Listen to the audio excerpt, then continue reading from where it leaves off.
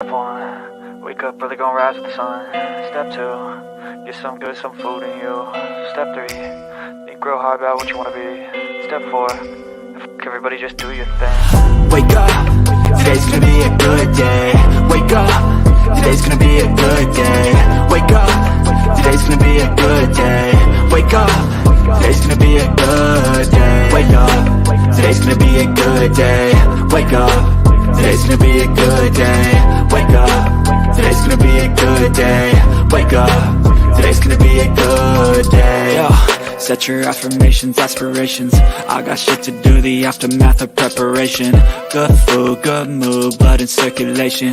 One step at a time, yeah, that's how you make it. Set a goal you control and the steps you take them. I try to pick one thought, have some concentration. And if I make a mistake, it's called education. I try to do this every day, call it replication. Wake up, today's gonna be a good day.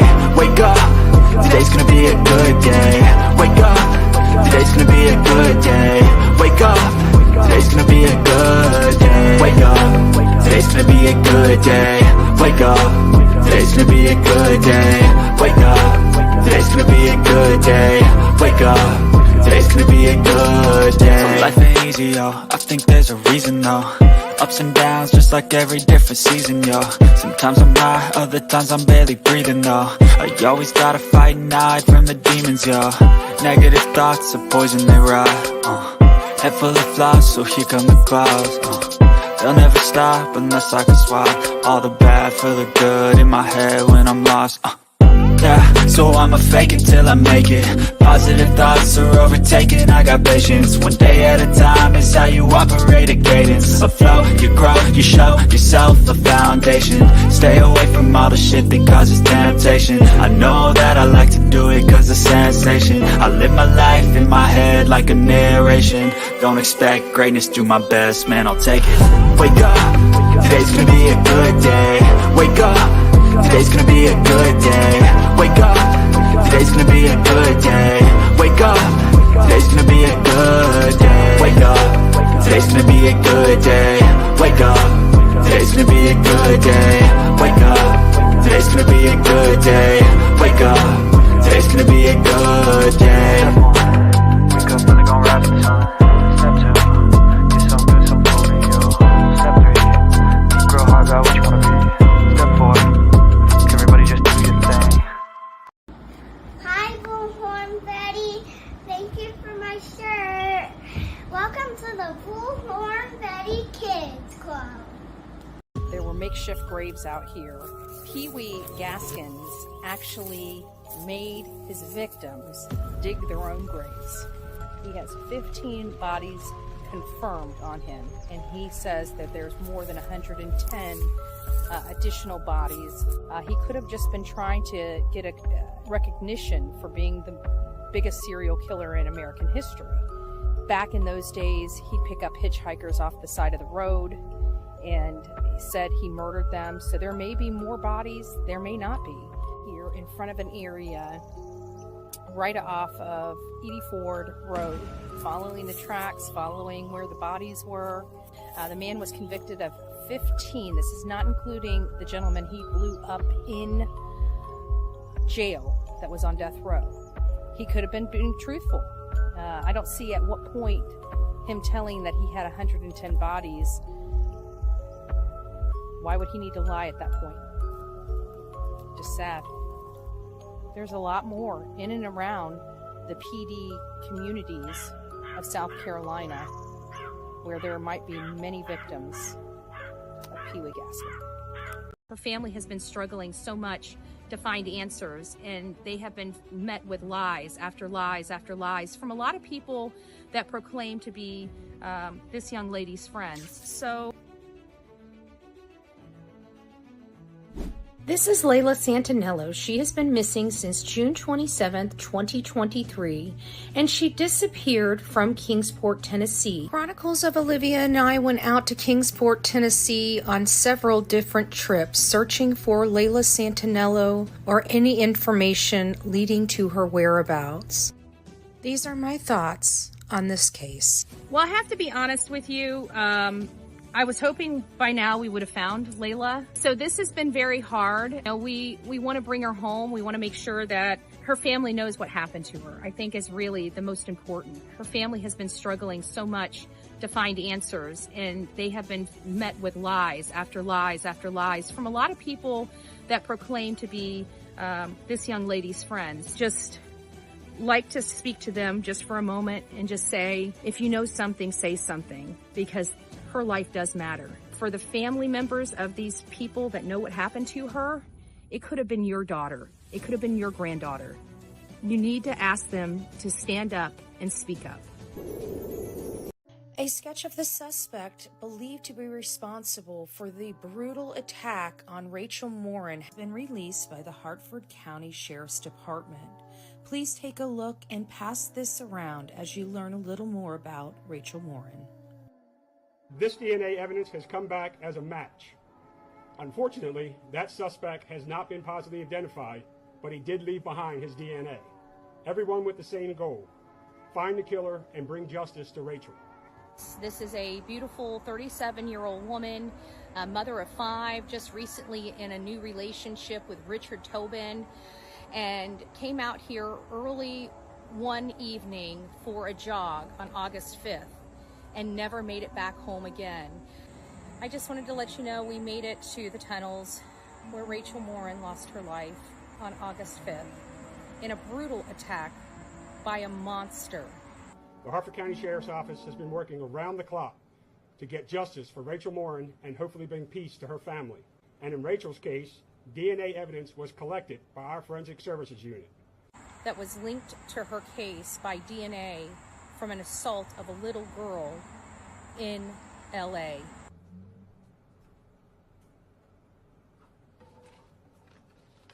Her boyfriend, Richard Tobin, around 11:30 at night, upon her not answering the phone, not coming home, he was worried sick and called 911 to report his girlfriend, Rachel Morin, missing.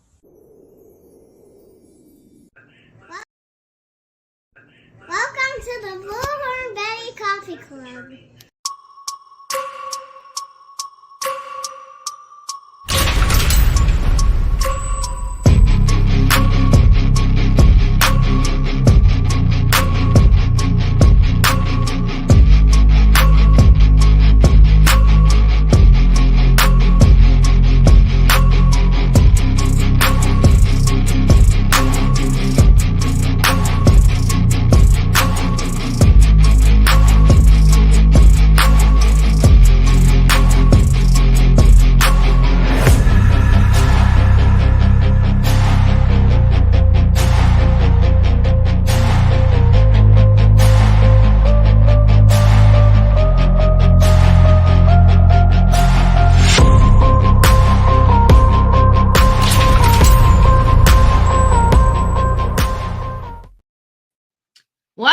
I forgot to pick this off. Well, good morning, everybody there on YouTube and X. It's nice to see you this wonderful morning. I'm back in Florida. Yay. Here's this early in the morning. I'm exhausted. I don't know what to say other than I'm exhausted. This case was not why we went to Texas. I'm going to tell you guys before we even get started.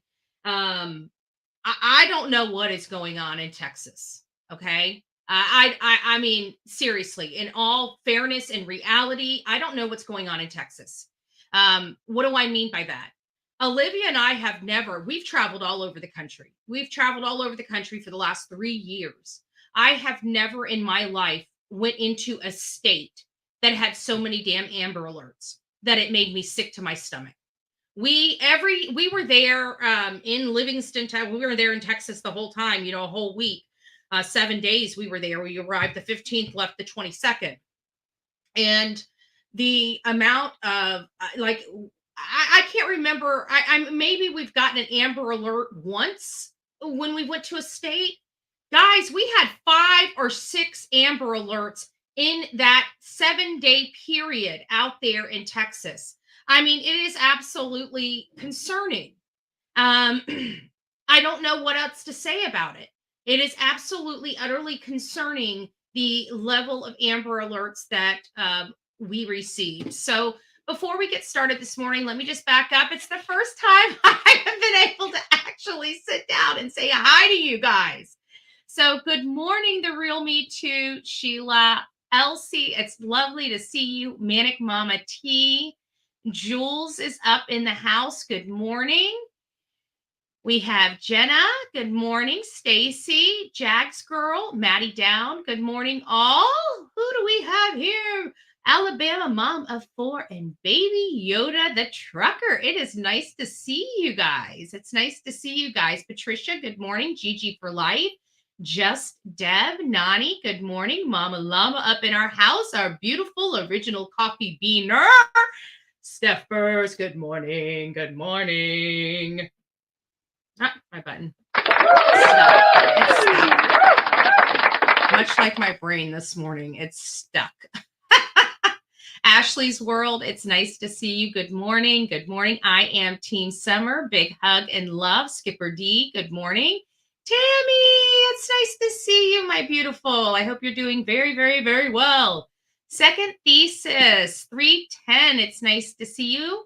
Love, Not War, Blue Eyes, good morning. It is nice to see you all here this morning. Our beautiful Sonia is up in the house, shaking and baking, nice and early this morning. I hope everybody has their cup of joe, their tea, or whatever beverage you decide this early in the morning. We don't judge here on the Bullhorn Betty channel, okay? We realize some people work at night and the morning is their evening, so we're not going to be judgmental this morning. Cynthia, actually, we will be. I've got a lot to say this morning. I've got a lot to say. Pete, it's nice to see you. Good morning. Good morning. Good morning. Arkansas, good morning. It's nice to see you, my love. So many of you guys know Olivia and I had a secret getaway, right? We weren't really going to tell. My mods didn't even know. They had no clue what state I was going to until I arrived at the state. Nobody knew what we were doing. We did that by design. We were actually going out there. Olivia approached me because, we're single female, so we're not going into like craziness, okay? Even with mom and everything, we're still 3 females, okay? We're not stupid that, we can put ourselves in a lot more danger than, say, our male counterparts, okay? We assess these things going into any case, like the Summer Wells case. We decided to bite the bullet and go into that case, even though we were, concerned about our safety. Either way, we decided we wanted to. Olivia approached me when the last trip we went out to go for Layla Santinello, and to go by and get some footage that area as well as Summer Wells. Okay. So she approached me, and since things had calmed down in Eagle Pass, she wanted to go to Eagle Pass and see the border. And I was like, yeah, so we looked online there in Tennessee, and we realized everything was ultra affordable. And so we decided it, would go to the border. We just didn't really want any commotion, any problems, we attract attention. Okay. And so we kept it hush hush. So we went down there to go to Savannah Soto. We were flying into San Antonio, and we had just got off the Savannah Soto case. So why not go by there and get a perspective, where everything is, how everything happened, and things like that. Well, when we both flew in, believe it or not, we were able to time it very well, where her flight flew in about 2 minutes before my flight, or vice versa. I can't remember. And we both, even though we were coming from 2 different states, we both arrived at the airport around the same time. And as soon as we started to land, you start getting air service at some type of feet in the air. I don't know what the feet is. Okay, I'm not going to try to assume that. But as you're in the decline going into the airport, your phones just magically start working, and you got right. And so as we're landing, everybody's phone is just like a freaking siren on this airplane. Everybody's getting these Amber Alert notifications literally going into the airport. And so we finally get up and meet up. We had some issues with the rental. They tried to give us a pickup truck, which we can't do pickup trucks. We've got our belongings and they're not going to be open just for anybody. We ordered a closed vehicle.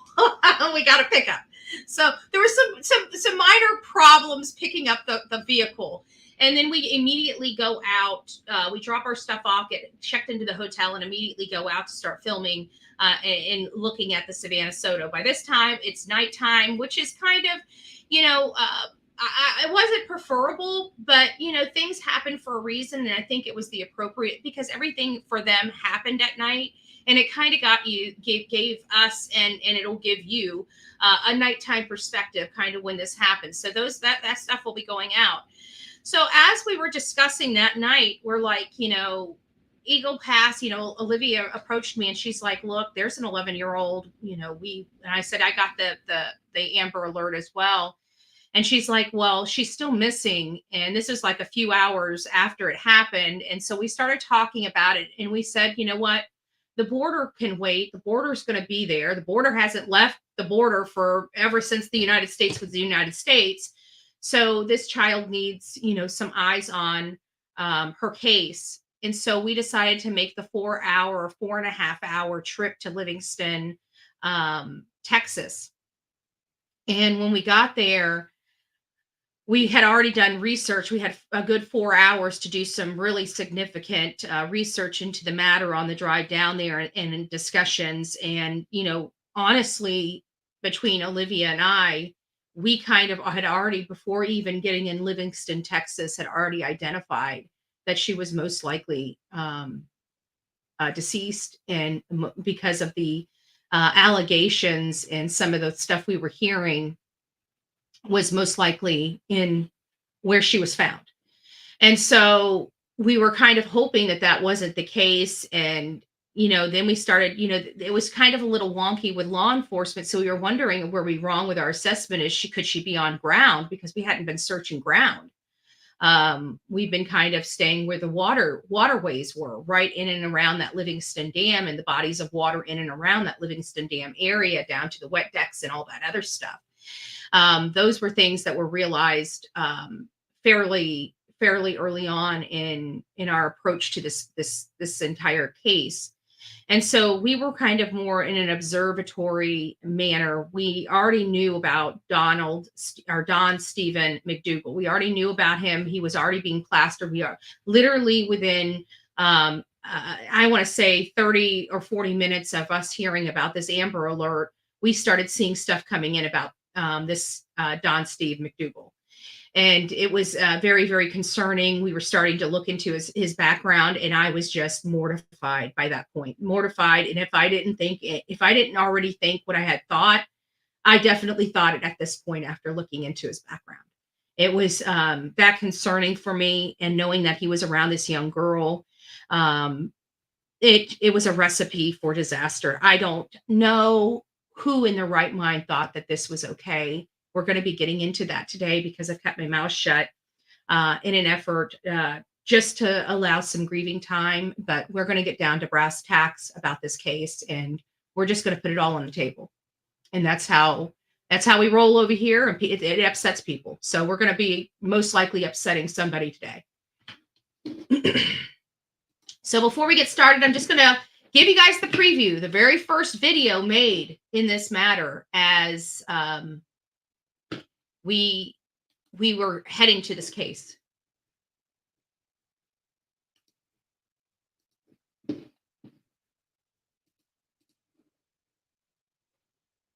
Audrii Cunningham. She's 11 years old. She was supposed to be picked up by the bus at her bus stop, and she never made it to school. The school has reported they never picked her up.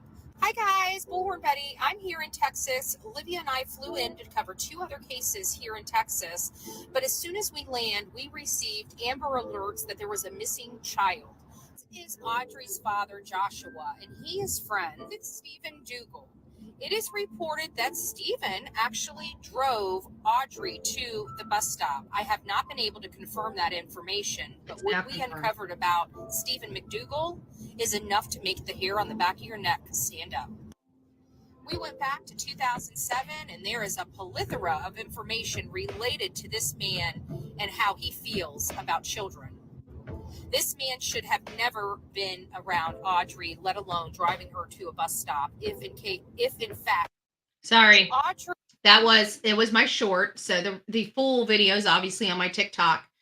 But that was just to let you know, we hadn't even put our feet on the ground in Livingston when that video was produced. When I put together that video, we hadn't even gotten into Livingston. That's the amount of information that we were able to amass prior to even getting there. And it was scary. I have to tell you, it was scary. And when we got there, we could see law enforcement out there. We could see them penetrating the area. We saw, several news people at this time. Oh, thank you, Danielle. Sorry. Sorry, Danielle. I know the mom in this case and why she didn't have Audrey. She don't have any of her children.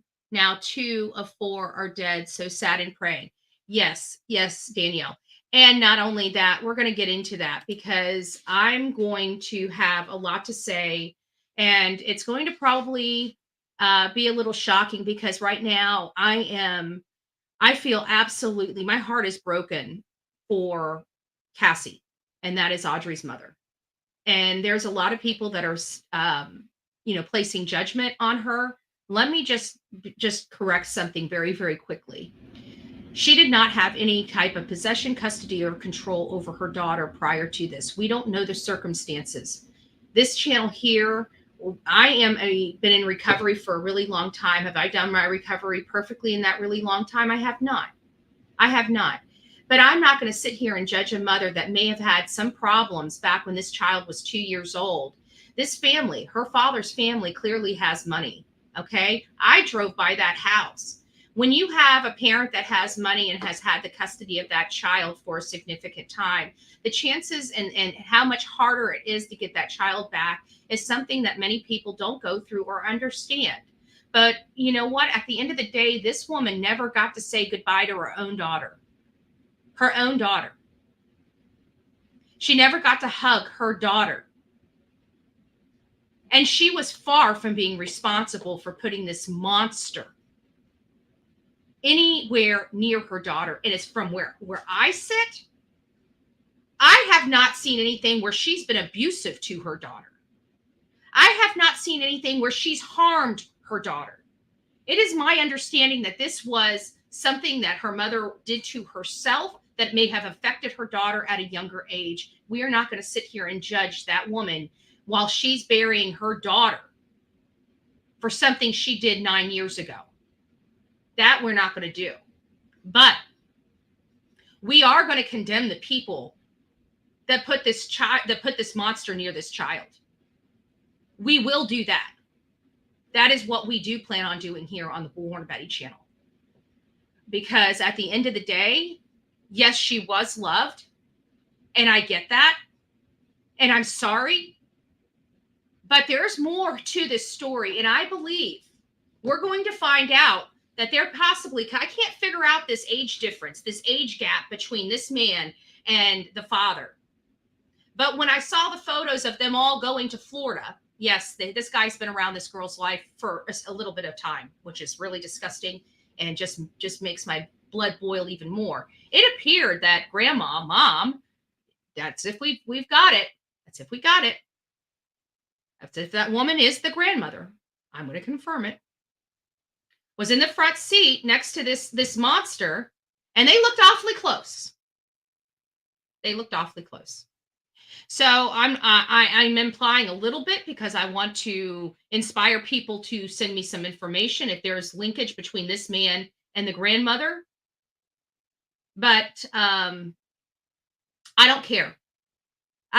They were in this man's life long enough to know who he was. And they still subjected their child to whatever this man, God knows. Either way, we're going to let those details kind of come out in their entirety by law enforcement. But the condemnation I have for the father's side of the family is very, very, very great. It's great. Do I feel bad that they lost their child? Yes, I do. Did I feel bad Billy Joe lost her grandchild? Yes, I do. Did it stop me from condemning her and her actions? No, it did not. And what's good for the goose is good for the gander.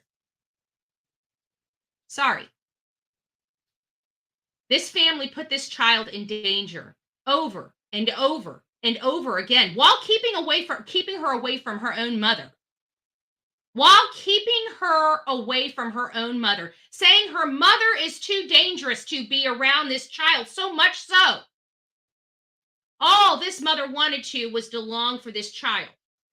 So we're not going to condemn Cassie here.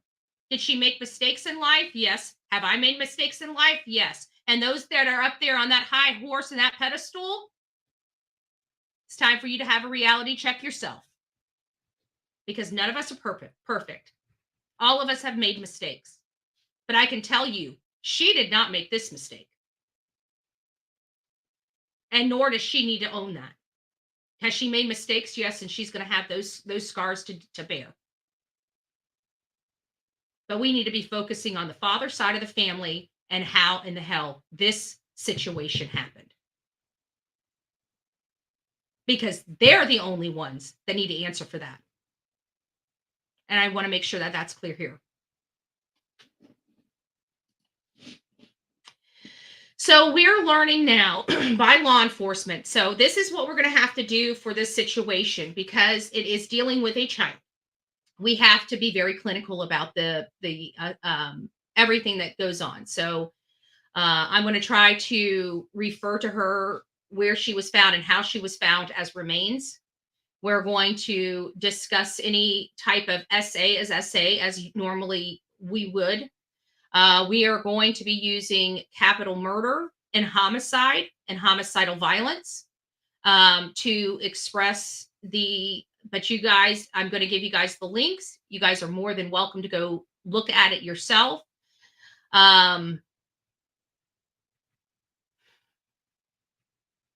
This was completely preventable, and I've got to tell you, I'm absolutely, utterly enraged. And we're going to also be going through some of the photos and everything else that we were amassed. We were able to, I think I captured at least 1,300 photos while I was out there. Now, if you know anything about photography, not every one of those photos are going to be spectacular, okay? I take several photos of each shot. The best one wins. That's kind of how it rolls. But Steven McDougal was charged with capital murder in connection with Audrii's disappearance. He was out at that location. I don't know if we were trolled or if the coroner actually really was called to that location. It is my understanding through several people that there are sometimes they are called for assistance in other capacities other than collection or recovery. I don't know if it's true or not. I really don't. I also heard, and I'm just going to say this while on the tail end of that, is that people are saying that Steven McDougal is being abused while he's in the custody of these law enforcement officers. First of all, that couldn't be further from the truth. I do not believe that at all. And it comes and dovetails right into some of the misinformation that was being peddled quite significantly in this matter at the time. And those types of actions are condemned. I think anybody that engages in those practices where you're manipulating information that you know wholeheartedly is untrue, I think and I don't know if it does. I don't know if it does, but it should rise to the level of a crime, in my opinion. Because I really do think that with social media being what it is and people having the platform and being able to interject and inject misinformation into situations like this, I think that there has to be, if people can't be responsible on their own, I think laws need to be put in place to force them to be responsible. These cases, law enforcement are putting their lives in danger to go out to these cases and search for these children. And there's a lot of calls and leads that come in that they have to look into. And when you're peddling a lot of misinformation just to do it, just to get a rise because you think it's funny, you're taking away from that little girl. You're taking valuable time away from finding a child or another missing person. Sometimes minutes do matter. And while you're thinking it's funny and getting a rise out of it, you're taking away from finding someone. To me, that is no different than the person perpetrating the crime. And I want you to be stuck with that stigma because you rightfully deserve to be. And anybody that's engaging in that practice and has found out, please let me know. Send me over their information. I'd like to debut the person on this channel. I'd like to debut this person on this channel. But without further ado, let's get back to the person that matters the most, and that's Audrii Cunningham, and learning more about her case. So I'm going to read a few articles here and put them up on the screen so you guys can read along. Let me go ahead and move this. And there's the Trinity River. I got to say, this is sad. It's just sad. I can tell you the DA, this lady right here, when she went, right before she went up to the podium and as she was talking there after they found her, she was almost breaking down. I don't know what they saw, but these officers, the disgust on these officers and everybody's face behind here was absolutely awful. You felt their sadness. You felt their anger, these people's anger. You felt that out there. They were angry. They were angry this happened to this little girl. They were angry that this wasn't prevented. They were angry that they were having to have this press conference. They were also very, very sad.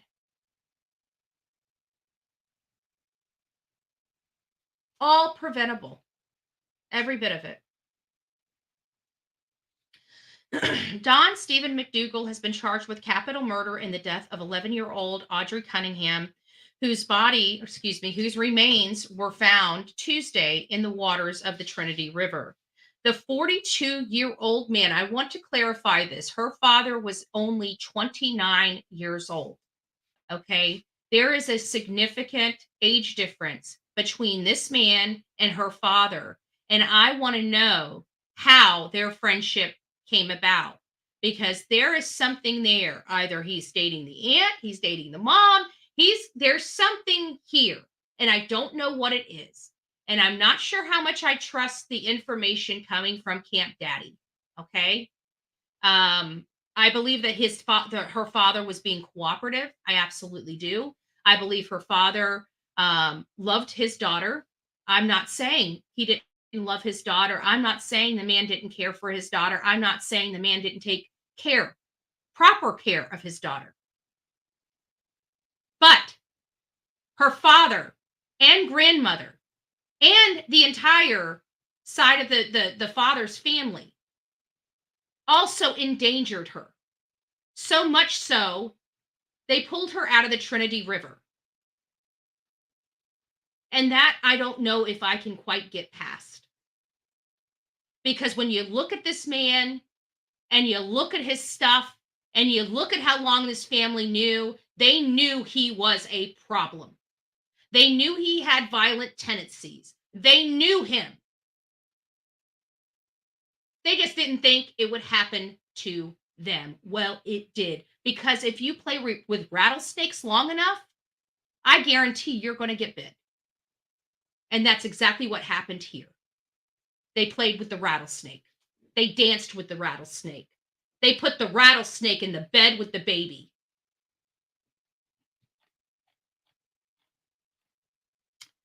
Audrii's death shook the tight-knit community of roughly 6,000 residents about 75 miles northeast of Houston. Over 100 people filled the grounds of Livingston, Texas craft fair on Wednesday evening to remember Audrii. There was a fair outside. There was literally directly across from our hotel. We could see it going on when we had come back from the press conference. Many held purple balloons, flowers, wore purple, Audrii's favorite color, as speakers, including the girl's mother, Cassie. She spoke there, and there were some people. I want to express this. I don't know. Sometimes I feel like some people just look at the worst in humanity, and sometimes it's hard not to, but they always do it to the wrong people, in my opinion. Some of it's placed, some of it's properly placed. I don't want to sit here and campaign that Cassie has done nothing wrong in her life. Clearly she has. But I saw comments condemning this mother without even having one scintilla of factual information. I believe that Steven McDougal tried to make it appear, put the appearance in that Cassie had some responsibility for her daughter's disappearance by those text messages that were published. I truly think he tried to, and when we heard the 911 call from the grandmother, let me find it. She seemed awfully calm. And again, went straight to condemning the mother, which I got to say made me sick to my stomach, because the monster was in your own house, lady. But I guess it's easier to say it's the mom. Granddaughter was dropped off at the bus at about 7 a.m. this morning and never made it on the bus and has not been seen since. 826. Female is about approximately 4 foot 11, 86 pounds, blonde hair, long hair, blue eyes, last seen wearing a dark colored jacket. Can you hear me today? Yeah, well, good. Public service, you heard my address and his phone number. What time is it called? 1700. Missing juvenile. Called in from the county. They want us to check that address. The patient there is supposed to be the mom's address. Mom does not have custody of her. Has never had custody of her. And has made threats recently to kidnap her. She texted me and she has all the information. So it's all good. You know, I understand her. I want to let you know that from my understanding, there were no threats of kidnapping. If you noticed, it was Steven McDougal that tried to approach the mother and say, hey, she really wants to see you. Hey, why don't you just go to the fishing docks and I'll just happen to pull up with her. I'm her favorite person. She'll keep a secret. What secrets has she been keeping? And I further heard that she's been trying to get help. I don't know how much information of this is true because, you know, I'm a product of having to rely on other people's information. And I use people that I trust and love, such as Plunder, right? She's got a great platform. She's always really thorough. And so she was, had brought up some things that were being said in chat, even the big P word, Prego. Could it have been possible? It's a little concerning and alarming for me to think about that, to think about the kind of danger this family put this young child in. And if she did go to teachers, did she go to her parents or somebody else and nobody helped her because they didn't believe her or something to that nature? I don't know. Those things will all be, I guess, uncovered as this case, starts unfolding. But it still angers me that this man can do this. Now, this isn't his first time doing this. Hold on, where is this?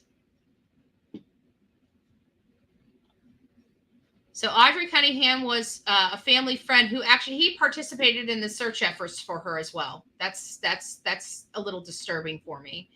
But here's another one. Hold on, let me pull it up here because I sent it over to Olivia. This is not his first time doing this. Let's read this article. This girl is shook.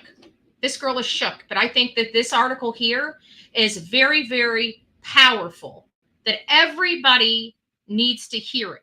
because this is what makes me so angry.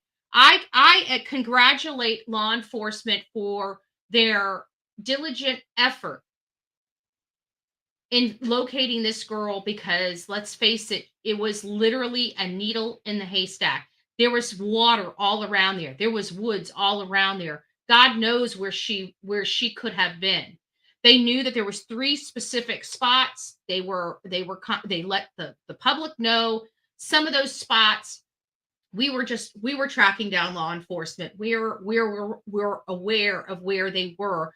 But one thing I noticed, they were concentrated under overpasses. That was the one thing that I can tell you that I noted during their entire search, is a lot of the concentrations when we were driving places. Like I said, there was law enforcement everywhere. But every time I looked, they were under overpasses. So they weren't really doing wood searches.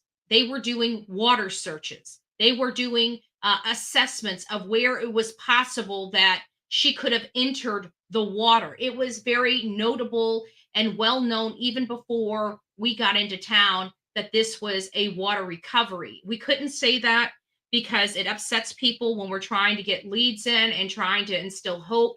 But the reality of this particular case was what it was. It just is what it is. You learn these things as you're walking in, and there's nothing that's going to change it. That's why I say it is what it is. Nothing's changing those facts. But what really ticked me off, and going back to the video that you guys just watched, my initial video, and as I said, I don't understand how this man was able to hurt this child, because he should have already been in jail. This is my criticism of this situation, my criticism of the Texas Department of Justice, my criticism of the court systems in Texas, my criticism. This is what I'm so sick of. I'm so sick of these prosecution people, these prosecutors, right? Not prosecuting and litigating these cases to the best of their ability and doing these freaking sweetheart plea deals because they don't want to do their damn job, and they put the public in jeopardy every time they do it. I'm having a problem here with my own state prosecutor doing the same damn thing, which lost 2 people's lives in my own community. Hey guys, Bullhorn Betty here. So there's something going on in my community and I need your help with. So this is a double homicide that happened in my community, but there's a lot more to this case than meets the eye. This is Thomas Matajek. He actually killed his mother and her boyfriend recently, but the problem here is he shouldn't even have been out of jail.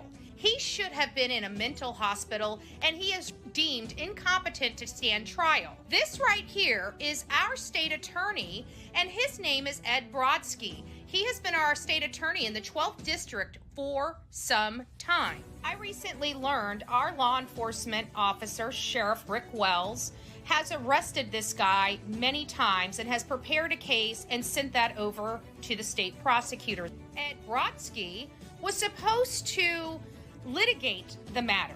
However, he ended up taking the felony case, reducing it to a misdemeanor, sending it to a misdemeanor court, and then just a month ago sent this deranged mental patient to a halfway house where he escaped and killed his mother. How can you help?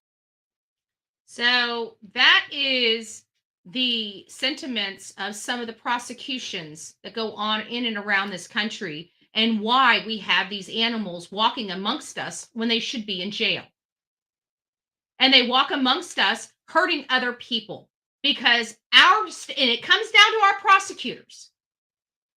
It comes down to our prosecutors. And in some cases, it comes down to law enforcement because they didn't do their job in the investigative portion, allowing these animals to walk out. So either way you look at it, we have to get a handle on when it comes to anything child. When it comes to a child, the book should be thrown at him because I'm sorry, zebras don't change their stripes. This was preventable. This was preventable. A woman who was a victim of Audrii Cunningham's alleged killer is speaking out about the assault she suffered at his hands. Carissa Davis, a 10-year-old in 2007, when Don Steven McDougal, now 42, assaulted her at a family event, she told ABC 13. He was convicted of enticing a child in connection with the incident when he pled no contest to 2 counts. The report reported, citing court records. McDougal is now charged with capital murder in connection with Audrey's death. Davis and McDougal crossed paths during a gathering at Davis's uncle's house in Brazoria County, Texas, if I'm saying it right, in March 2007. McDougal's sisters were attending the gathering because they were friends with the Davis family, she recalled, and the sisters brought McDougal along. At night, when Davis was asleep next to her cousin, McDougal walked into their room, she says. He pushed her cousin away and approached Davis on the bed. He tried to take my pants. I immediately jumped up at the moment. She tried to escape. McDougal followed her. He grabbed me, and when he did, I swung my arm and hit him, she said. McDougal was in his 20s at the time. 20s. He's 42. He's been doing this for 20-something years to God knows who, guys. Because, again, zebras don't change their stripes. McDougal, who was in his 20s at the time, continued to look for Davis around the house, she said, per the outlet. She managed to find her aunt and tell her she was afraid of him before he could find her. Davis said that on the night of the incident, everybody in the house was asleep and she could have met Audrey's fate. I mean, my uncle's backyard was the woods. I mean, it could have been me. At the time, McDougal received a 2-year, a 2-year prison sentence. Thank you, November Rain. God bless you. A 2-year prison sentence following his conviction records show. Davis believes McDougal should have been behind bars for much longer. And the fact that he wasn't allowed for Audrey's killing to take place. That's what she's basically saying. I think Rosario County definitely failed me and failed Audrey and possibly more. And that brings me to a valid point. How many more? We're going to get into that. McDougal had a lot of contact with Audrey prior to the girl's death. He lived in a trailer on the family's property and was often tasked with taking care of her and bringing her to school, authorities said previously. Audrey last seen near her residence about 7 a.m. in Livingston, Polk County, authorities say in a press release on February 16th. Her body was recovered in the river on Tuesday. Audrey's body was tied to a rock with a rope and was which was consistent with the rope found in the suspect car days earlier, states a charging document reviewed by People. McDougal remains in custody in Polk County. It's unclear if there's some misspelling, if he has entered a plea or retained an attorney on his behalf. So there's no court records on that. And we get into his charging documents. He's in for no bond.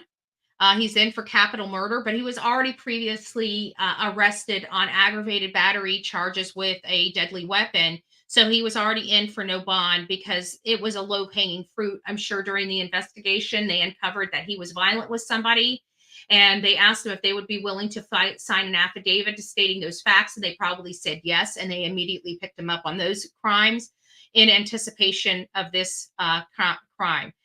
They also, I noticed there on the magistrate warning that the defendant refused to sign. It says right here, defendant's signature, and it clearly states refused to sign.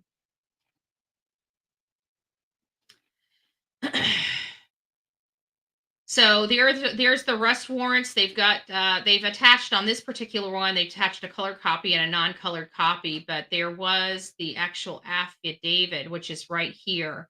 And the affidavit basically states one, and I'm sure you guys have already heard this over and over again, but we're going to read it here for anybody that may not have seen it. The affiant being identified here is Detective Kayla Hemperly.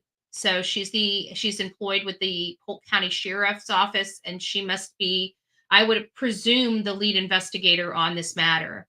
Affiant shall show that on the morning of February 15th, 2024, Polk County Sheriff's Office detectives' investigation has revealed that said defendant, Don Steven McDougal, along with the victim, left the home of child's location at blank, which is in Lake Livingston Village subdivision. McDougal and the child victim left in McDougal's 2003 Chevrolet Suburban with the intent to drop the child victim off at the school bus stop near the entrance of the subdivision. It was discovered the child victim was not at the bus stop when the Livingston ISD bus arrived at the location and discovered that the child did not make it to Creekside Elementary School that day.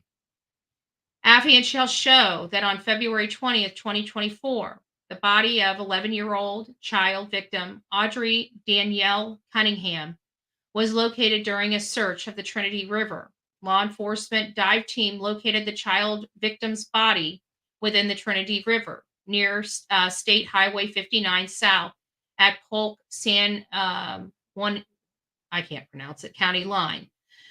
The Justice of the Peace, C. McGee, ordered the child victim's body to be transported to the Harris County Medical Examiner's Office for autopsy and to determine the cause of death. The affiant shall show Don Steven McDougal was a friend of the Cunningham family and resided on the family property in a cab over camper. It was a little tiny thing. He's a real piece of garbage. And why this family had this man near this child, I don't know. McDougal had access to the interior of the child victim's home. There's a reason why number 3 was put there. They're putting this there because they anticipate additional charges, and they have to explain those additional charges by explaining upfront that he had access into the interior of that home with that child. The affiant shall show that the video footage, cell phone data places McDougal at 3 locations of interest. Evidence in connection with the defendant and the child victim was located at 2 of those locations and recovered. Of these locations is the Trinity River near Highway 59 South, where Audrii's body was later located.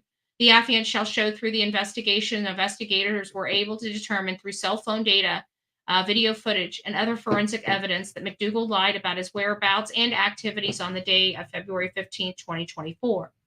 Affiant shall further show that upon recovery of the child victim's body, law enforcement discovered a large rock tied to the child victim's body.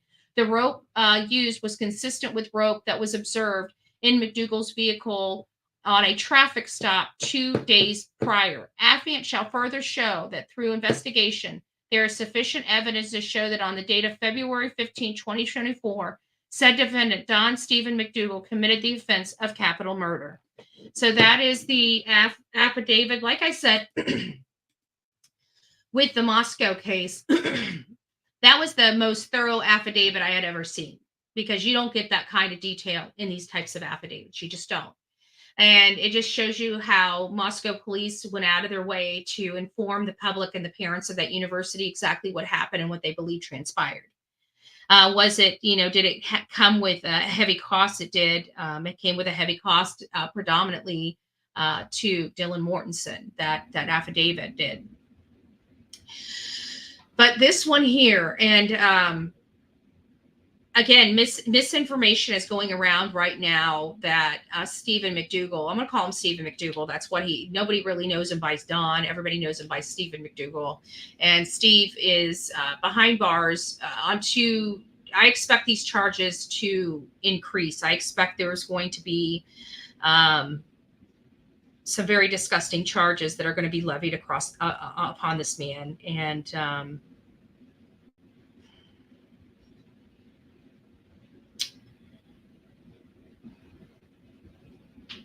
this is just sad. We learned that there were some notebooks found on the shoreline. We didn't produce those notes. We've had them in our possession, custody, and control since we stepped out on that case. We've already previewed these notebooks, but we didn't bring them to the light of the public, but one of those notes said send help.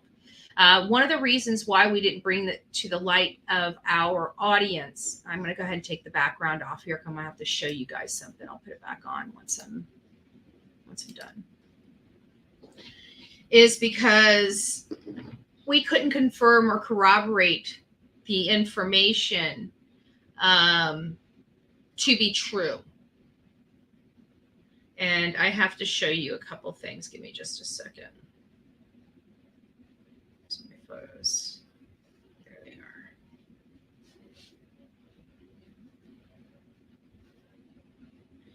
So this is what we were seeing that, I don't know if you guys can see it, but it says send help. We saw these, somebody had sent these over to us.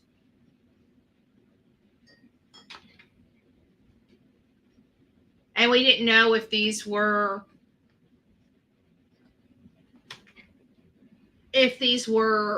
truly, if somebody was just putting them out, to throw the case off. We didn't know. So we kept these things to ourselves, even though that we had them. I don't know if these belong to her. I don't know if they don't. But one thing I can say is that we're a little closer to it being possible that they were, because we found this photo of law enforcement peering over something that appeared to be consistent with what we were seeing in the photos that were provided to us. We also had a person in a chat providing kind of a little more information anonymously, that now that we're looking back on the case, they were providing us the correct information. But again, we couldn't bring that a lot of that up because we didn't know what was true and what was not true. We try our best to filter and get the information. But again, one of the issues that we had is that we left for a day to go to the Uvalde Robb Elementary School and to the border. And everything kind of broke off. We were flying blind and nobody knew anything. So we ended up having to turn around and go back because, there was just so much misinformation, literally on all platforms. The family's getting, pissed off at Facebook, the Facebook group that was set up, and the speculation. And, the people that came out and was complaining about it, of course, was the father's side of the family. Let me tell you guys something. At that vigil, that candlelight vigil, Cassie was there. Cassie had to compose herself a lot. She had to compose herself to get up there and speak. And she was able to do it. But before she spoke, it was offered because there was some of the father's side of the family there. If they wanted to speak about Audrii. Do you know they declined to speak at Audrii's candlelight vigil, even though they were there? Do you know that the very first people that left the candlelight vigil, even though they were not treated with any type of disrespect or anything else like that, they were the first to leave? They were the first to leave. They put this child in danger and allowed the mother of this deceased child to stand up there alone. The only person there was her friend. So I just want to make sure that that's clear to everybody. Hey, Miss Lee, mom of 3.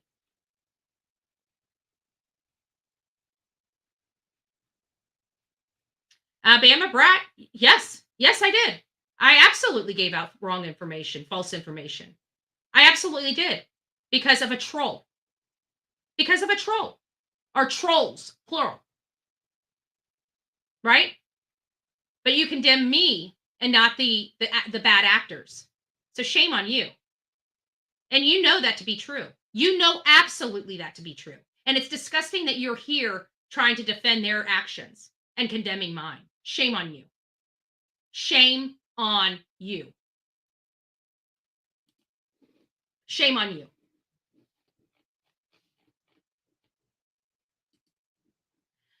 The father's had some charges in the past that I can see. I'm going to leave it at that. But I'm still, right now, I'm not really focused on, because I don't believe I just want to find the linkage. Could the linkage be the charges the father had years ago? It's possible. It's possible. I have no idea. Which let's see. I'm making coffee. Walk away for a second. Be nice, people. Thank you. Oh yeah. There's only one rule in the chat for those that are new. You can say what you mean what you say, but you can't say it mean. Okay. Do as I say, not as I do. That's the chat. This is my channel. I'll do as I please. I expect you guys to follow the rules. I'll be honest, right? That's the way it rolls. Don't be a Richard. We love different perspectives, but don't be rude to people. And by all means, do not be rude to me, because I will block you. I don't really care. Everybody says I'm out for the click and the view. Well, if I'm such a click and a view person, I wouldn't be blocking as many people as I do, right? Actually, I'll keep my mouth shut on that. Keep my mouth shut on that. But I gotta say, this is about an 11-year-old child, and if you've got a petty BS issue and come into my chat on the back of an 11-year-old child, you deserve to be blocked, right? You're not going to get a plug here on my channel. We're just going to block you because it's my channel and I can do that. Why do you block people? Because I can. Okay? Because I can. Yep. Oh, that's right. I forgot. Cover your ears, people. Cover your ears.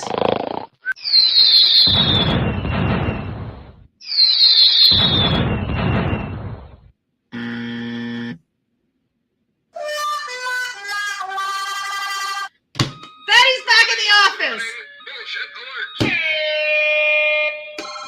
Hello? Wow, this is Betty. I'm kind of overstimulated. Oh, shut up. I'm happy with my buttons. Sorry for blowing your ears out if I did. It's a side effect for the Bullhorn Betty channel. But seriously, this guy should never have been around this young girl. Does anybody have anything to contribute to this? If you would like me to open up the phones, I am happy to open up the phones. I have some, photography to go through with you. I've been dropping that on Twitter. I've dropped some of that on the Facebook, our Facebook groups for everybody. Oh, crime stories. It's nice to see you, my love. Nice to see you. It's nice to see you.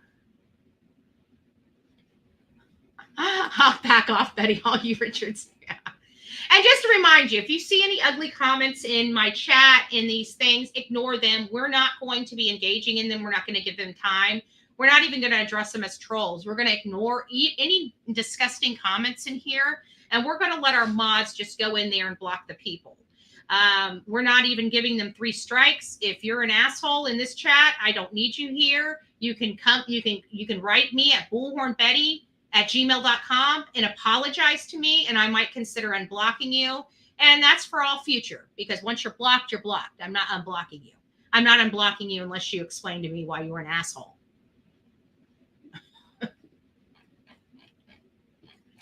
Just FYI. Just FYI. It's nice to see you, Thomas. Be Betty fan. If I didn't say hi to you this morning. Eileen, nice to see you.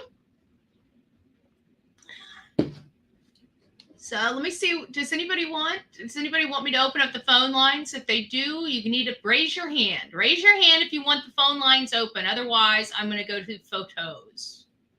Yes, Texas does not convict crimes against. Yeah. That's the why matter or why wonder. Is that what it is? Why wonder? They had that problem here in Florida. It was taking 2.5, 3 years to get those kits processed. It's disgusting. This day and age, we shouldn't have to have that. And if there's that many going on in this in a state, then it's time to hire a lot more law enforcement. Period. Yeah. Thank you. Thank you so much. The real me too.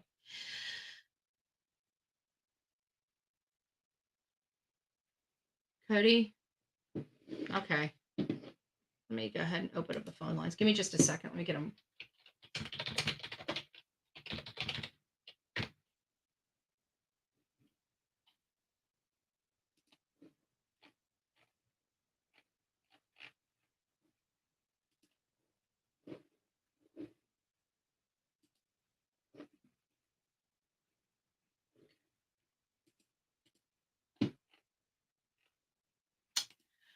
right, guys. So if anybody would like to call in and express their opinion on this, the rules are don't be a Richard. That's really it. If you have an opinion about this situation, if you have an opinion about if you know the family, right? If you know the family, if you know how long this man has been at that property, those are questions I'd like to know. I no longer believe he had access to a boat, so I've eliminated that. I don't need to ask that question, but I would like to know how long the family knew this guy and how long this guy was in that home with that child. And I want to say in that home, on the property, in that home, whatever you want to call it. I don't care. You call it whatever you want. I'm going to. This is Betty. Oh, hold on. I gotta let my mic. Hey, good morning, Betty. It's Cody. Hey, Cody, how are you doing? I'm doing okay. How are you doing? Exhausted. I have to be honest with you. I was almost a magnet, and my bed was almost a magnet. I just didn't want to get up this morning. Totally understand. I was just gonna call and say, in case you didn't know, Betty, I'm crazy about you. Oh, good Lord. Don't make you blush this early in the morning. So, Cody. Yes, Mr. ma'am. Cody. So what do you think about this case? Well, as all of these cases that involve children, it absolutely breaks my heart. And I can never understand how anyone could ever, in their mind or in their heart, begin the thought process of carrying out any kind of action that would hurt a child. I don't see how that's even possible. And I mean, Texas is my home state, so I hate to see stuff like this even happen in my home state or anywhere around the world. But I'll just say, I just have to believe that good will win in the end, and rights will be, all the wrongs that happen will be righted. And in the end, it's going to be, when these little innocent babies are hurt like this, that the Lord takes care of them. Yeah. Otherwise, it would just be maddening. Yeah, and that's one of the most exhausting things to all this is just because it was emotional. Olivia and I, like, she takes care of kids. I've had grandchildren.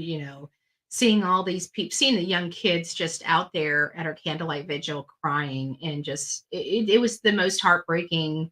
I can't describe it. It's painful. It's painful to watch. Yeah. But Cody, thank you for brightening my day. As always. Well, I would be honored to brighten your day every day. I mean that with all my heart. Oh, well, thank you, Cody. God bless you. You as well. Take care. Bye-bye. Bye now. Yes, he's got such a sweet voice. If you guys haven't heard, he has an amazing voice. He does have an amazing voice. And from Texas. So I gotta imagine that this is pretty hard because to be honest with you, Cody, I don't know what's going on in Texas. I used to joke about all my exes live in Texas, but I gotta tell you, all BS aside, I've never went into a community and had this level of Amber Alerts. I want to express this. I think I saved them. I think I saved them because I refused to remove them because I wanted to show the audience this. I mean, it's a little scary. It's a little scary. Well, good morning, my love. How are you? Oh, good.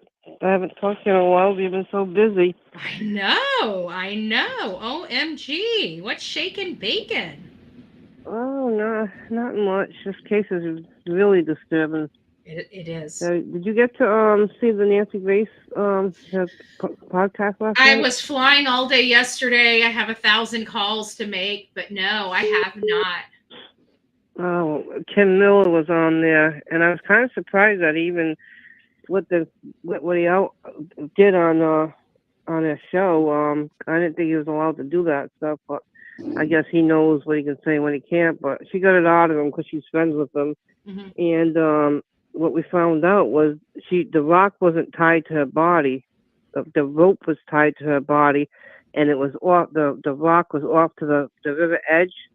So she was just swirling around and swirling around down there. And they actually found her on Sunday. They first spotted her.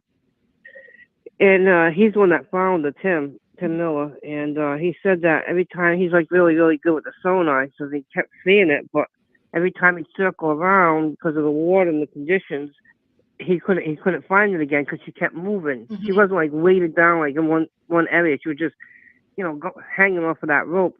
So she was, twirling around there. And then finally he spotted again. I think he said Monday, but they couldn't go down because of the currents. So they finally went down Tuesday, but they know she was in there since Sunday. They confirmed she was in there Sunday. Mm-hmm. And he also said that their clothes on. They found their clothes on the, I guess on the edge there. So she had no pants on or nothing.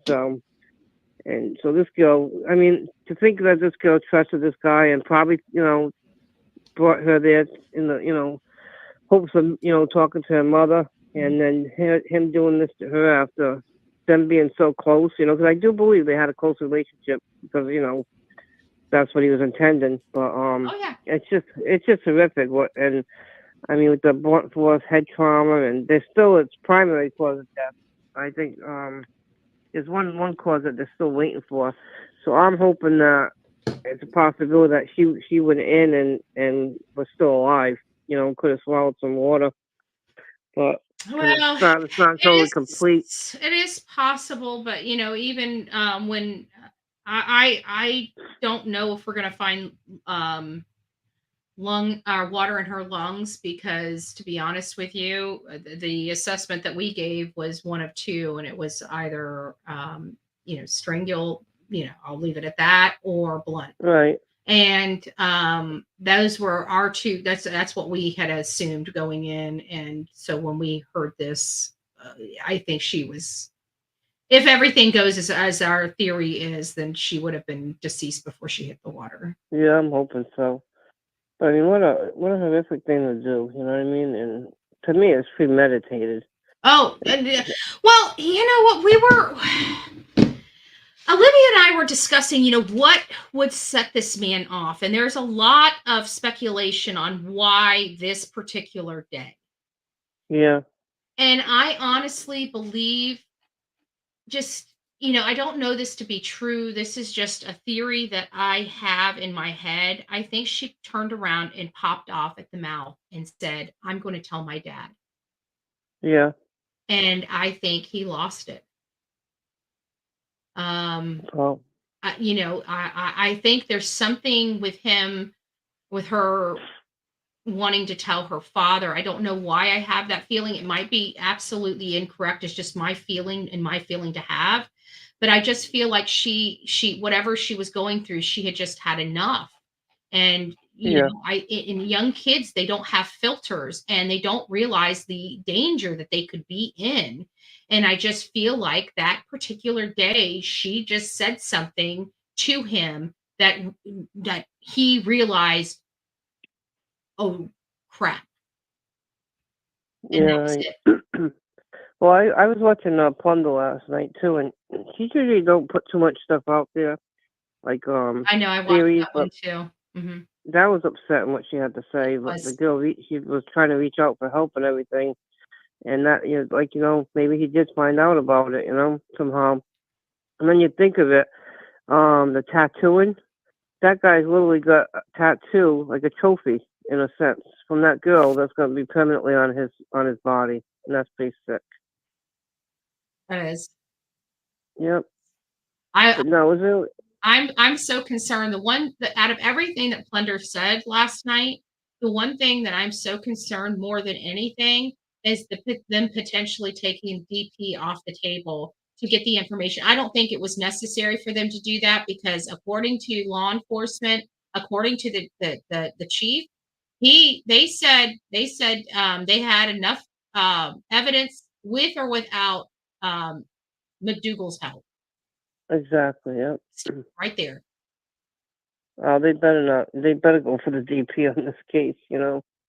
I They know. seem like they want to, but this guy doesn't need any. This guy's had enough breaks, and that's why we're here where we are. And Yeah. if they would have had the warrant and everything for that last charge that he had when he got pulled over 2 days before with the rope in his truck already, we might have just had it in there all the time, but they could have pulled him over that day and brought him in, and she would have still been here.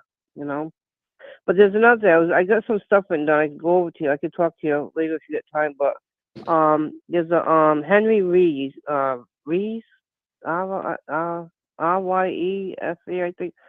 I know his first name's Henry, and he was friendly with the grandmother years ago, and that's how the Steve McDougal met the family is through this guy Steve, and Henry. He used to live there too.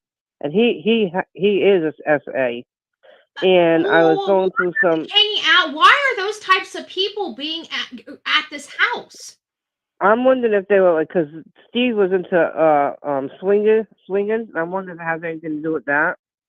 But I don't know. I find this grandmother doesn't rub off on me very well. No, she doesn't. That's how Steve met the family, and they're all friends. And no, they're not friends. Yes. I saw a photo of the grandmother. That's why when I started this show, and I'm sorry, they looked a little too chummy for me, and that's one of the very first things I said.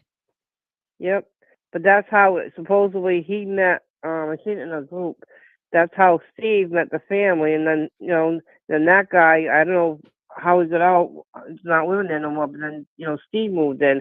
But this guy Henry. Let me before hold that thought. I just want to tell you this. If I find out that this monster was at that house because grandma can't keep her legs closed, holy crap.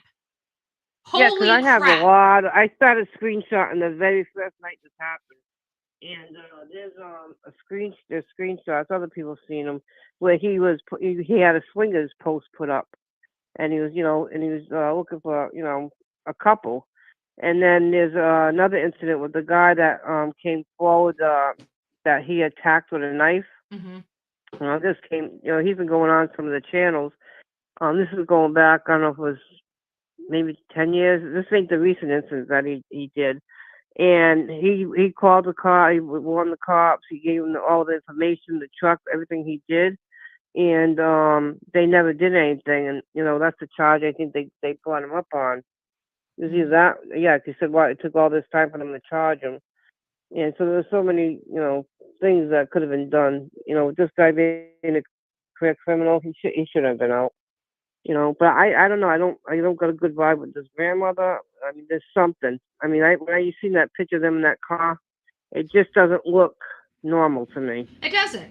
And what? And let me tell you the vibe I got, and I have kept this to myself, and I'm gonna just tell you, because the only factor, and I'm just gonna say it like this, is that Aryan Nation BS that I think. Yep. And I'm telling you right now, if I find out that this family was teaching this child that nonsense garbage, yep. I swear, you know what? I've already, I'm losing some of the stuff that it's hard for me because I have so much that I want to say, but in the same sense, I realize this is very emotional for me, but damn it, there's only so much I'm going to, I'm refraining from a lot because I said 72 hours and that gives me an opportunity tomorrow. I'm trying to be very, it's just what I feel is the right thing to do. And that's why I'm doing it. But I got to tell you, I know why I'm angry. Yep. And I know, I've been with you out in the scenes quite a bit, and I know the difference it is when you're out there. It's just different because you're there and you see and you hear a lot of things that it's people not even that. Hear. It's the feel. It's the vibe. It's the energy. Really hard on you, Yeah, it's everything. It's not just it's not just the sleep deprivation. It's really the pain, the energy, the sadness, everybody just wanting what the most disgusting and heartbreaking is everybody wanting a good outcome and still knowing that it's not going to be. We all knew.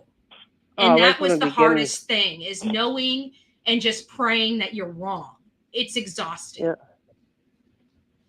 No, I mean, you could tell by the way they were talking. I mean, they would, try to put in there, yeah, I'm going to try to bring her home safe. But they didn't use that word, bring her home safely much. They used it once in a while just to throw it out there. But you could tell that's not what they meant, Yeah, well, you And know then what? to And come to find, I get so frustrated with law enforcement, because not only that, when they do stuff like that, I feel like they're causing additional trauma to the family, because you're Yep. giving them hope that you don't even have. Right. Well, one of the things on that Henry guys, Henry Rees, Reyes, and there's a post. I got a screenshot of. There's a post with his girlfriend, and they all know each other. And at one of the times that I think it was the time when this guy with the knife incident, I guess he called something to do with a tow truck, and he went and it was like a false thing. I guess he was going to try and rob him, and he pulled a knife out on the guy, and this girl, her name's Rachel Lindsay. She is engaged to this Henry guy, and all three of them, they all know each other. And I guess the Steve guy started going after this other guy's, I don't know if it was his girlfriend or wife, and it got pretty crazy, and the other guy ended up having to pull his weapon out on him. That's how they got away from him. But there's a post out there, and I'll send it to you, and it shows this girl, Lindsay, it's her page, and it shows her hugging a guy, and you can see the background, you can see all the wire, like somebody that just got out of jail, whether it was like an overnight thing or if he was there for a while, I don't know. Right. You can see the guards already walking back to go inside, the guard walked them out, and they're hugging. Now, that was on December 6th, just this December. And on December 18th, they applied for a marriage license. And you see McDougal going into their chat and congratulating. So all the three of them, were all no good. And that other guy, that Henry guy, lived there. So this guy, now, if he just got out on the 6th, I don't know how long he was there. And, I mean, it was only a few months later. I mean, who's to know? I don't think there's anybody else involved as far as, co-conspirator or something. But I just, I think on the father's side, somebody's got to have to be responsible for something, whether it's negligence or there's something. I mean, they didn't protect this little girl. I'm sorry. And I feel my heart goes out to the mother, and regardless of what she went through, they held that little girl for her. And, they held money over her head. She couldn't get her ways in the court. And, almost like the Harmony Montgomery case in that sense, where she couldn't get anywhere with anything. And, they just failed the little girl. Yeah, and if the allegations that Plunder have said, there's a lot of, it sounds like there's going to be a lot of blame to go around. If that's true, if she did reach out to her school, if there were some child cases open, if these things are true. Yeah. Because if DCS was out there and they didn't run that man's background, that's a problem for me. Because when DCS is involved, they should be checking everybody. Right. And this guy could have been a saint. Had no record at all, and just what he had tattooed on, the way he looked, and everything else. I wouldn't let him walk my dog. Never mind around my kid. Yeah. I know a lot of bikers. I know people that changed their life. Before my best friend Nick passed away, he had flames going up his neck, but he's never. He didn't have the kind of history this guy does. He liked he liked flames. He liked back in the day. I'll leave it at that. The flames of his neck have purpose. Okay. So he was a problem child, but he also changed his entire life. That stuff he did back when he was in his 20s, when he passed away, he was in his 50s. And, it's just, people do change, but this guy, he's got crimes, just a mess of crimes. Where's this? I got him down here. Let's talk about him. I think his last one was just, 2 months ago? Maybe, yeah. So I don't know why he was out. Here, let's go through some of them. 2006, 8 months for theft out of Harris County. 2006, 180 days for possession of methamphetamines, Harrison County. 2007, 2 years for enticing child. 2009, 180 days for unauthorized use of a vehicle. Obviously, he stole a vehicle. 09, 108, or excuse me, 2010, 4 years for aggravated assault with a deadly weapon. 2020, 2 years for stealing another car. 2022 is released after completing his sentence. So these people knew this man was nothing but problems. 2022, folks. Yep. This man hasn't even been out of jail for a full 2 years before taking a child's life. And he was still out on the other charges that they never charged him with, that they could have had him with.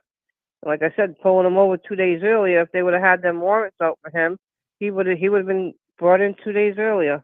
It's just, it's infuriating, you know, and you can only do your very best. That's literally all you can do. You can do your very, very best. And still you got stupid people that say, oh, he won't do that to me. Yeah, right. You know, he picked that family because he knew that little girl was there, and he was just, that girl was, I'm sorry, in my opinion, he was grooming her. You know, that's the way I take it. Why would he just go all of a sudden off on this girl that supposedly he was the closest one to her? And I believe that. I believe they had that relationship. Because he was always around. Yeah. Where was that? Exactly. And the way that, they said he had access to the grandmother's house. I mean, if you let your son's friend live there because whatever situation you feel bad, and you're going to let him have just access to go in your house, no, something's not right there. I'm sorry. That kind of like, right. No. And then we start seeing all these photos of Lucky hanging around this guy at these hippie concerts and these and it just really shows you who Lucky is. Lucky has an AKA. I didn't get an AKA until I was 40-something years old. Okay, folks? Yeah, he seems, I don't know, I don't have a good vibe about the father at all. You know what I mean? Mine's dwindling. You know, I've given the family enough respect, but now it's time to get down to brass tacks. Yeah, and I mean, like I said, a lot of people bash the mother, and the mother will not be bashed on this channel. No, I'm not one of them. My heart goes out to her, and I mean, just getting called out. I mean, the way she's been out there. She was out there, in the public, talking to the media. I didn't see any other family doing it. You know no, you did. You've seen the father's family bitch about social media. You have an opportunity to talk about your freaking granddaughter, and you want to condemn social media when we have the broadest reach. Way to go, Grandpa. Yeah. Oh, see, I didn't see the grandfather. I seen a friend of theirs, but I didn't see the grandfather. Whoever it was. That big, tall guy, big guy from the church. Yeah, that was a family friend. Well, they need to be concerned. You know what? There's a lot of, like I said, this should have never happened. This was preventable, and I'm sorry that they have a problem with the whole world having a problem with this. Sorry. Yeah. Now, the area that she was found, that's you can drive to that spot. I don't think he threw her off the bridge. I think he did something to her right there, and we put her in. We're going to have to see that. Yeah. I'd like to read those things. I don't know which way. I don't know whether he drove down there, but there is access. We did find out for a fact because we were down there when we went live. We had no idea that, and it is secluded down there. So he could have absolutely done everything right there. He would have had the time. Nobody would have been there that time of morning. He would have been all alone. He would have been obscured by the overpass. Nobody would even have noticed him there. No, and she probably thought he was taking her there to go see the mother. That was the plan anyway, or what he had, going back and forth on Facebook with her. That was a setup. That man tried to set that woman up. A setup. Oh, definitely. Absolutely. I mean, I don't think she would have walked out of there alive neither. And then has the audacity to say, that she threatened to kidnap her. Listen, if that lady was going to kidnap that child, it would have happened long before now. Yeah, and I don't think she would have done it with a total stranger. I don't know if they knew each other. I don't think they actually ever met. I'm not sure. But I mean, why would she trust somebody that's living on the father's property, the grandmother's property, to go and do that with her? If she was going to kidnap her, she would have found some other way to do it, I'm sure. Yeah. And not only that, but she was not the one that, when you read all this, she wasn't the one, the instigator in it. It was him approaching her with it, him putting it in her mind, him constantly moving the needle for her to want to engage and seeing her. She kept saying, if they find out that this is it, I'll never have an opportunity to ever see her again. Like, she was the one saying, look, I can't do this. I can't do this. And he's like, but why don't you just go fishing and I'll just happen to show up with her. She won't tell. Yep. Exactly. And she tried to back out. You could see, like, well, I want to talk to my daughter. I want some kind of video. I want to hear that she wants to do this, Yeah. And she was asking, he was playing both sides. He knew he's a manipulator. He knew what the hell he was doing. That man knew what the hell he was doing. He just thought he was smarter than the rest of the people. Sorry, but these people are the best of the best. They had the CERT division out there. I'm sorry, they are a very good team there, and it doesn't matter which person from their team because they're all trained the same. Right. I'd love to know the date of that tattoo. I don't know if it was ever known what the date was, because she looked pretty, close to her age that she is now. I know he used to take her to a tattoo parlor. The woman that owned it said, she'd see it almost every day, or she'd see it every week. Why is that man at a tattoo parlor every day? Why isn't he getting a job and trying to be an upstanding member of society? Oh, is it because he's got a family that's taking care of him? And hey, here's our granddaughter. Yep. And here's our granddaughter giving some guy a tattoo on his thigh, and nothing wrong with it. She had her own. That was her own tattoo kit. She had her own tattoo kit. And to me, in allowing that, it was sick to me. And their family knew, because she was saying who was going to send it off to, and the person she was sending it off to was her godmother. So who are we sending this one to? That's what they said. Well, who are we sending this one to this time? So it wasn't the first time these pictures were sent out to people, so people, around them didn't know the situation. And, that'd be the day any family member of mine would tattoo somebody's thigh at that. He don't get guy or girl. I'm sorry, but it's inappropriate. It's not your freaking It is. kid. And now to think that he's got her artwork on his body. Just think about how disgusting that is. A strange man getting the tattoo of your daughter on him. Yeah. That's inappropriate. And they knew it. They absolutely knew it. I mean, it was videoed and it was out there, and she was sending it to, saying who they were going to send it to this time, so they were actually sending it to relatives, and so they had to have known too. But I think there's going to be some charges coming. There needs to be. This is endangerment, and that, just like the Wells, they endangered all their children. And this whole little thing about, hey, we're not going to charge the parents. Let's put the whole case together. And I'm tired. I'm tired. This should never have happened, and there's nobody else to really blame for this than the people that were taking care of this young girl and putting this girl next to a monster.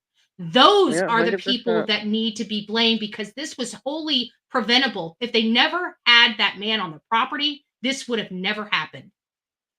And the thing to me, if the little girl, if it's true, she's reaching out to teachers, then you could tell that she didn't have the grandmother or the father to go to trust that, they would believe her. That's true. And not say nothing. Because she could have went to the Out. grandmother. She was very close to the godmother. She could have reached out to the godmother. The godmother helped raise her, and she found the need to reach out to teachers. If it's true. If it's true, right? We have to put that, because we have no way of corroborating this. And here's the thing, and this is the worst part about it. Out of all of that, is that this is dealing with a child, so they're going to be screaming confidentiality. You're not entitled to those reports. You're not entitled to those reports. We need to do something about the transparency of the Department of Children and Family Services and the transparency of these schools, because there's a way. Yep. Well, we just got done the Montgomery case wrapped up, and got charged guilty on all charges. The mother did a press conference, and she couldn't come out and say it, but she said, we're not done yet. They're going after CPS. They should be going after that freaking judge. They should make this way. I'm sorry. When you judges want to use your for political purposes to make a name for yourself for political reasons and not by the book of the law, you should be able to be held accountable personally. Yeah, because she not to change the subject, but she begged them. She's, look, I'm in court with my other son. I'm letting him get adopted so he can have a family and I can be part of his life. They were willing to adopt the daughter too. And the lawyer did call the courthouse and say, please, the mother's in. She's got 2 court hearings. She will be there, but she can't be in 2 different places at the same time. And they were in 2 different states, if I'm not mistaken. And that judge didn't give her the chance to do that. So she's going to go after all of them. She couldn't, say it, and come right out and say it. But if you watch the press conference, you know that's where she's going with it. She says, we're just getting started, she said. And I don't blame her. She should. Well, listen, they can now, like law enforcement can now be held liable for their conduct in their job. Which is BS, because think about it. They're going to be so worried about them being sued that it's going to cause a triggering reaction in their brain. Should I act or not act? And that is the wrong thing to put in our law enforcement, in my opinion. Now, you guys take your own opinion about it, but I don't want a law enforcement officer, when he's trying to protect my life, to have to second guess himself. I'm sorry, I don't. Yep. But Exactly. let me finish. Let me finish, please. And so law enforcement can be held accountable personally, but our judges can't. Our judges make the most crucial decisions when it comes to our children, yet they cannot be, if they decide to use their bench for political grandstanding, they cannot be held accountable for that. I think every judge, because I'm seeing it more and more and more, them grandstanding on those benches and not enforcing the laws of the book and making up the laws as they go when they are not they're not entitled to do that. And that's got to stop. That's got to stop. Sorry, go ahead, Karen. No, I wasn't. No, I was just agreeing with you. Yeah. But no, that judge, all he had to do was read the paperwork, and no judge would have ever gave that in custody. You know what I mean? And then the CPS worker that was on stand, they're going after him too. He went to meet up with her because of the black eye. When he got there, he already, I guess, got word that CPS was coming, and he took Harmony and got in the car and was taking off with her.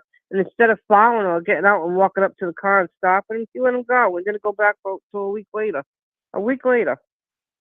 And she still had a mark on her eye, and still nothing got done. But he let him walk away. Mm-hmm. And they had a CPS worker around. They said, no, that's not how you do it. You walk right up to that car and you stop them. Or you call the law enforcement, and you have law enforcement pull them over on the side of the road. Anything. And then look at that car. You had your eyes on that girl. You seen her. It's not like they weren't there and you didn't see her. You seen the little girl from distance away get in that car. You would have got on the phone, called the law enforcement, and have them pull them over, and then you go check out on that little girl. This is why you shouldn't have people with master's degrees doing investigative work. I'm sorry. Yep. This is why you should have law enforcement. But you know what? My stance, some days my stance on law enforcement is good, and other days my stance on law enforcement is not so good. So I'm starting to have to kind of eat some of the stuff I stood on, right? Because it is what it is. Yeah. There's some good ones out there, and there's some horrible ones out there. Exactly. I mean, there just is. Even law enforcement themselves will tell you, like they even know who the bad apples are in their crew, but because of the bureaucracy, because of the what are those called, unions? Yep. It makes it harder and harder to get the bad apples out. Right. And the blue stick up for the blue. And they will back the blue. Yep. They will back, whether they're right or wrong or indifferent, no matter what, it's the wall of blue. Sometimes that's a good thing, but in some cases it could be detrimental, and but it is what it is. They do the best that they can with what they are given. In most cases, some employees are just disgruntled, just like any other business. It is, you have to deal with it, and you pray to God that they make the right calls and get the right people in. But yeah, well, I wanted to ask you a question. What do you think about? I was kind of shocked when I heard about the blunt force to her head. So she was beaten, and to me that's a rage killing. To me, with this guy, I would have thought it would have been, strangulation. More that was my first type of thing. So I'm wondering, was he? Yeah. Why was he so mad at her? That's why I said some reason that he was that mad at her to do something to her like that. The only thing that would get somebody like this that mad, in my opinion, is them feeling threatened that their secret is about to be exposed. That is really the Yeah. only thing that I can, unless this was the first actual act. That would there's several different theories that I'm building because we have lack of information. So Right. I'm looking at these, in kind of their own single echo chambers of what could have happened. And there are several different possibilities. Obviously, there are multiple possibilities here, but you're right. That's kind of where I'm thinking something set him off that day. Yeah, I And wasn't expecting to hear that. yeah, and so I think that the only thing I can think of is she either told him she let somebody at her school know, she told him that she's letting her dad know, she told him, if you touch me again, whatever the case may be, or it could be the flip opposite of that, that this was everything he worked up to.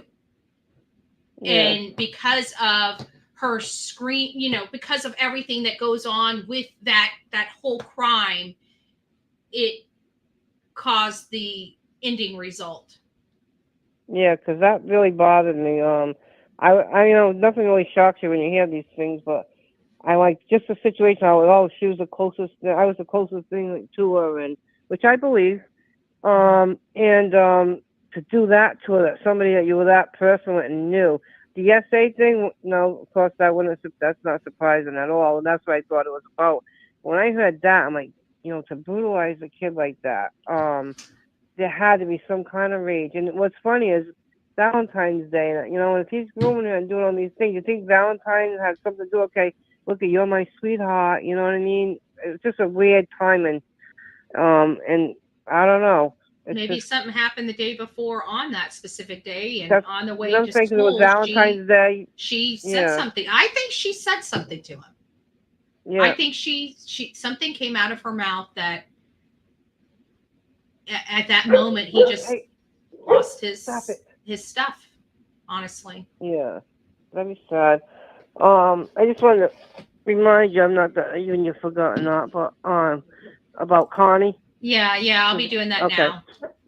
Okay, I just wanted to, in case you forgot about it, I wasn't sure. I thought that's horrible, poor thing. Yeah. But all right, well, I'll let you go, and All right, I'll get in touch. I'll let you settle in for a while. But well, today's not a good day for me. Today's no, I know. I can okay, go to because surgery later I've and got to everything, run too. as soon as this live is done. I'm going to be running the rest of the day. I've got to. No, I'm going to give you a little time to yourself, and I've been dying to catch up with you since South Carolina. So, and I sent something out to you. So I've you been should get exhausted. it Saturday. And it sounds like we got another case, the Elijah case, that's I know, just really bad as well. All right, well, it was nice talking to you, and I'm glad you're back. All right, honey, I'll talk to you All soon. right, Bye-bye. bye, love. So, Karen brought us into our next thing. For many of you, we've known and loved Connie Branch here on this channel for a long time, and she always used to call in when I had the phones open more often than I do now.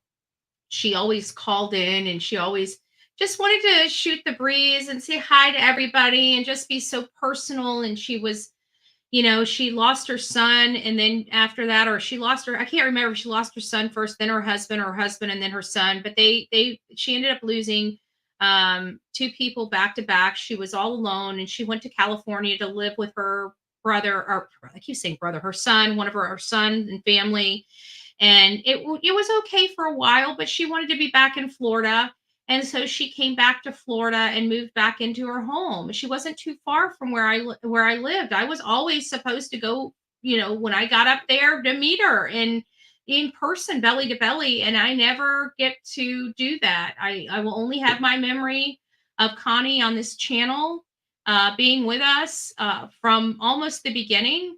She was just a beautiful soul. She was always so kind. She just loved everybody.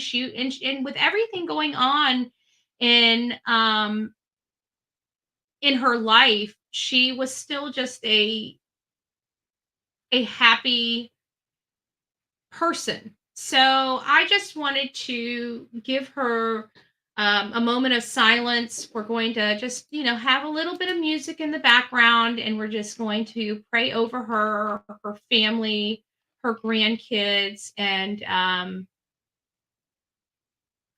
everybody else, you know, that knows and loves Connie. She's gone. And so I just want to have a moment of silence for her. You say I make you nervous, a tragedy, I'm a beautiful disaster, a reckoning, you wonder how I got this way.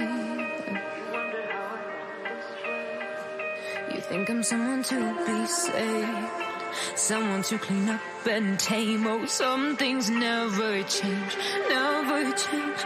Oh. You think I would look pretty on your arm once you cover up my bruises and battle scars, but it always ends the same. Can't bear the things I've had to face, got you crying on your knees in pain. Oh, some things never change, never change.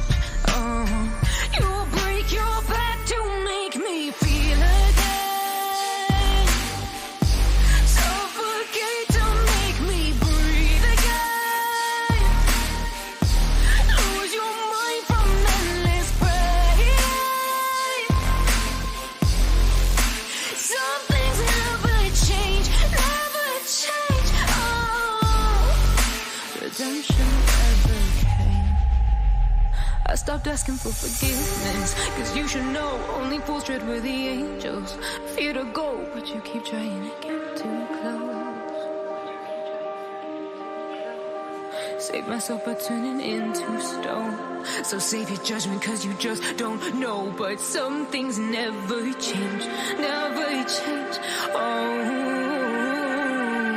they say I should feel guilty and change my ways, leaving crumpled bodies in my wake. Swear I didn't mean to make them break, swear I didn't mean to make them break. But they're so delicate and so mundane, and they keep coming like a moth to a flame. Oh, some things never change, never change. You'll break your back to make me feel again, suffocate to make me breathe again, lose your mind from endless pain. Some things never change, never change. Oh, redemption never came. So thank you all for honoring our beloved Connie. She will be missed from the Bullhorn Betty family and the coffee club as she moves on with her journey. And so it sucks. It sucks. So, all right, guys. Well, we are at the end of our show. I just want to thank everybody that came here and learned a little bit about Audrii. It was sad. I think we were going to see some photos here. Hold on a second. I think I'm missing something. So, and I don't have them. I don't even have them engaged. So we'll go ahead and go through. Maybe I'll put a little piece together for Audrii today and play it tomorrow morning on our coffee club. We will be getting back on track. And don't forget, this is an election year. Midterm elections are going on. I want everybody to get out and vote. I'm not going to judge. You vote your conscience, whatever that conscience may be. But vote, vote, vote. God bless you. Have a great day. Don't forget to be fearless. If you see something, say something. An ounce of prevention is worth a pound of cure. And until next time, I want each and every one of you guys to be safe. And more importantly, kind to one another. Our beloved Connie Branch is no longer with us, but what you all can do to honor her and her name as part of our family is do an act of kindness for a perfect stranger today, whether that be letting somebody in the line, letting somebody turn in front of you, buying the car behind you a cup of coffee, or helping somebody that needs to help load groceries in their car. Do something of kindness to another person in Connie's memory. God bless each and every one of you.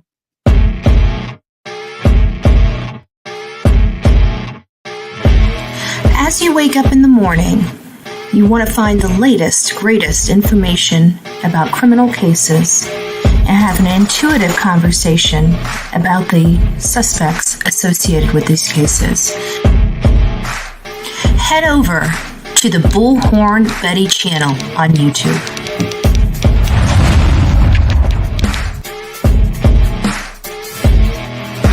Get breaking news right here on the Bullhorn Betty channel. Welcome to the Bullhorn Betty Coffee Club. Enjoy your stay and enjoy your day.